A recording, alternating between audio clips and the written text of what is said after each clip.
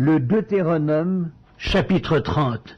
Lorsque toutes ces choses t'arriveront, la bénédiction et la malédiction que je mets devant toi, si tu les prends à cœur au milieu de toutes les nations chez lesquelles l'Éternel ton Dieu t'aura chassé, si tu reviens à l'Éternel ton Dieu, et si tu obéis à sa voix de tout ton cœur et de toute ton âme, toi et tes enfants, selon tout ce que je te prescris aujourd'hui, alors l'Éternel ton Dieu ramènera ses captifs et aura compassion de toi. Il te rassemblera encore du milieu de tous les peuples chez lesquels l'Éternel ton Dieu t'aura dispersé. Quand tu serais exilé à l'autre extrémité du ciel, l'Éternel ton Dieu te rassemblera de là, et c'est là qu'il t'ira chercher.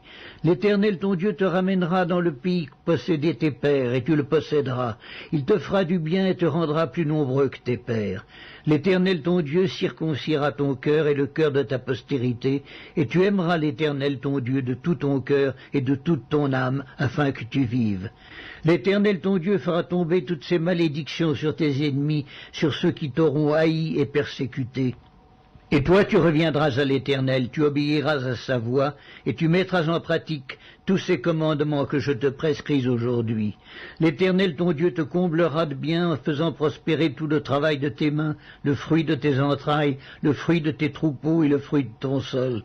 Car l'Éternel prendra de nouveau plaisir à ton bonheur, comme il prenait plaisir à celui de tes pères. Lorsque tu obéiras à la voix de l'Éternel ton Dieu, en observant ses commandements et ses ordres écrits dans ce livre de la loi, lorsque tu reviendras à l'Éternel ton Dieu de tout ton cœur et de toute ton âme. Ce commandement que je te prescris aujourd'hui n'est certainement point au-dessus de tes forces et hors de ta portée. Il n'est pas dans le ciel pour que tu dises « Qui montera pour nous au ciel et nous l'ira chercher? Qui nous le fera entendre afin que nous le mettions en pratique ?»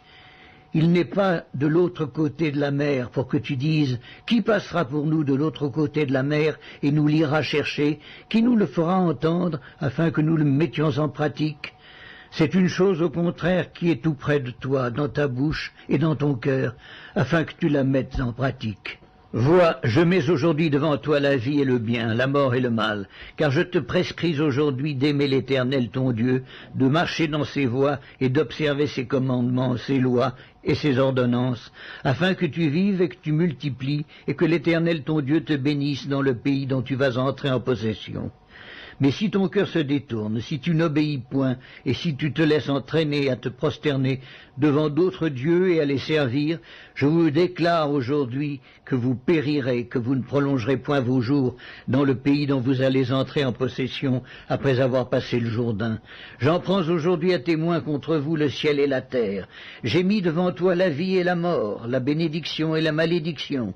Choisis la vie afin que tu vives, toi et ta postérité, pour aimer l'Éternel ton Dieu, pour obéir à sa voix et pour t'attacher à lui, car de cela dépend ta vie et la prolongation de tes jours, et c'est ainsi que tu pourras demeurer dans le pays que l'Éternel a juré de donner à tes pères, Abraham, Isaac et Jacob.